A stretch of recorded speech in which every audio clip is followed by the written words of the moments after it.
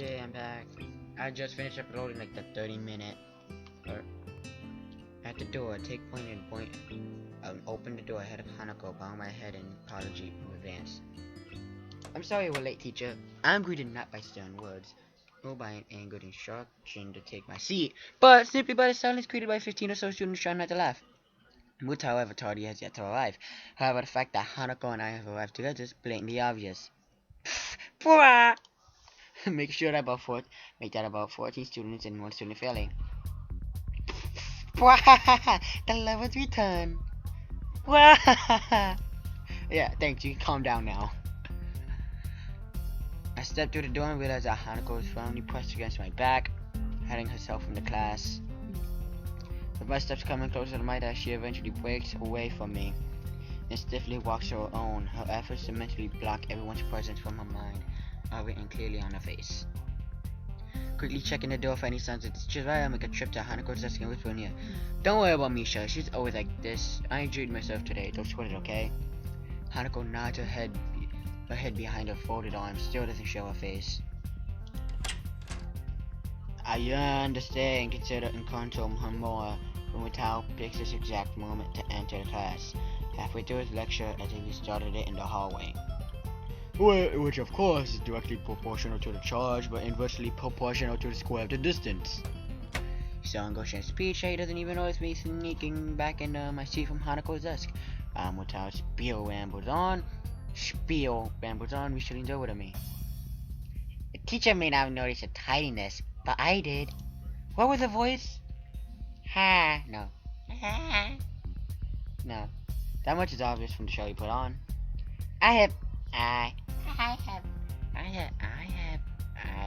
Wait, I'll be back.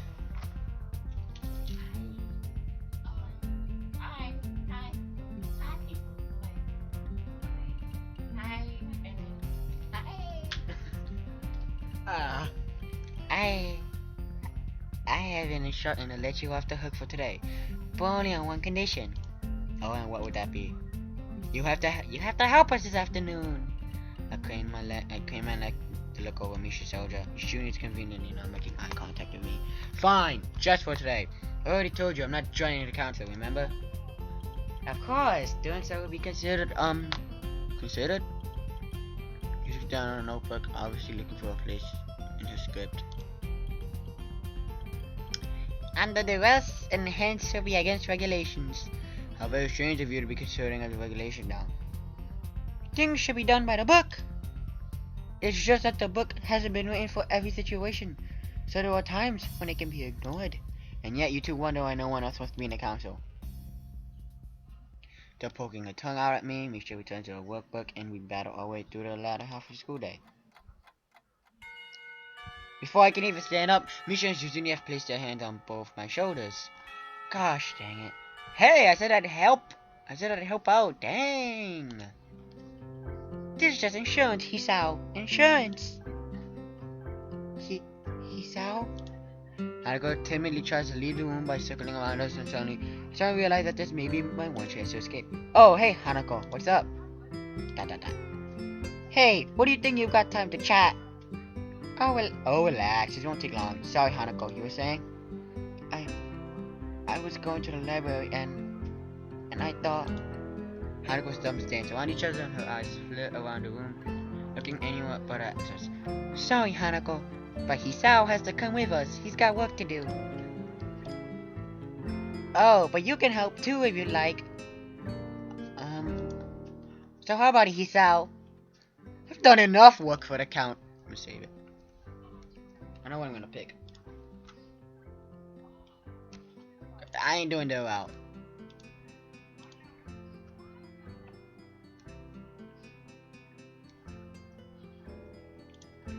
Hey Shizune, I know I said I'd help, but I forgot. I'd already made plans. Besides, I helped out more than my fair share last week, didn't I?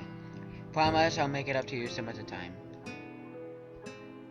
Shizune and Misha released their grip on me and had a long, deep, and silent conversation. Well, you have a point there. To be honest, we were only going to spend the rest of the budget on cakes. So if you're not there, it works out better. More cake for us. Why phone? And if that's the phone, that can only mean Shizune above faces and marches out the door, and Misha skips out after her. Well, that was a lot easier than I thought it was going to be. Last week, those two were like bloodhounds, or prison guards. Or maybe prison guards bred from bloodhounds. Can't believe I just thought that, let alone saying it out loud. I think I need to move away from Kenji. Never mind. Anyway, shall we go to the library? Sure. Hanako follows me through the still crowded halls to the library, using me as a shield. As soon as we through the door, Hanako bolts for the counter where Yuko is stacking books. Before I can catch up, Hanako has whispered something to her. You'd find that in non-fiction, but I don't know where exactly. If you want, I can look it up. Never mind. Hey, Yuko, what's all this about? Oh, he's out. Hanako was just looking for a book on... nothing? Book on nothing? In the non-fiction section? I was just... I should have glanced at Yuko. She looks like she's about to burst from the pressure of keeping Hanako's request secret. Yuko, what did... Chess! She's looking for a chess book. Make a mental note to never entrust Yuko with any important information. Yuko! I'm sorry, Hanako, it just slipped out. But it's not a secret anymore. Come on, I'll give you a hand. I should really brush up on my skills too. Okay. Yuko disappears behind the counter in shame as Hanako and I wander to the depth of the non-fiction section. I know there's supposed to be a system for categorizing these books, but I don't see how anyone could decipher it without spending half of their life researching it. Probably why all the librarians I know are neurotic. Towards the end of the aisle, between a book on card tricks and some book on kids games, stand a single book bearing the title Chess Tactics for Champions. Before I can reach it, Hanako has a book in her hand, clutching it to her chest. Gosh, dang it! Told you I would have gone for it. Well, I guess it's yours then. Mind if I borrow it when you're finished? Sure. I haven't really played against anyone but Lily before, so I thought... Darn, it's not like I was trying to beat Hanako deliberately or anything, but she seems to have taken it to heart. Again, at least this means she wants to play with me again. That's a plus, right? Ha! Well, it's not like I'm a master or anything. I just played a bit before. Because of me that I haven't told Hanako about my condition, I faltered for a second, deciding to cover my tracks. That is a conversation for another day. Before I came here... Are you alright? Yeah, I was just remembering something. Well, I think about it. I shouldn't be afraid to tell Hanako about my condition and my time in the hospital. Judging by her scars, she's probably spent a fair amount of time in a hospital bed. But for some reason, I can't bring it up. At least not today, not on short notice. Eager to break off the conversation, I grab a random book from the shelf. It's a book on the world's fastest roller coasters, published in 1982. We're not very up to date, but it should at least be interesting. Well, we both got books now. Shall we go sit down? Hanako seems to accept my bluff, and we head to the reading nook in the back of the library. Neither of us say a word. We simply open our books and start reading. I try to read my book, but it would seem that in 1982 roller coasters weren't nearly as large as the ones built in the decades since. Most of the ones listed are made out of wood. Something about that doesn't seem safe to me. Yep. If I'm going to write on something potentially dangerous, I want it to be made out of steel or some kind of space-age alloy that has big words like titanium, ruthenium. I quickly lose interest and my eyes wander across the reading area to rest on Hanako. Hanako seems absorbed in her book, flicking back and forth through the pages as if confirming what she just read. I wonder if it's actually effective, or she's just overloading herself. She unconsciously brushes her hair from her face, temporarily revealing her scar tissue. Still not sure about the protocol here. Is it right to ask about her scars or her past? How long was she in the hospital? Does she still visit the doctor?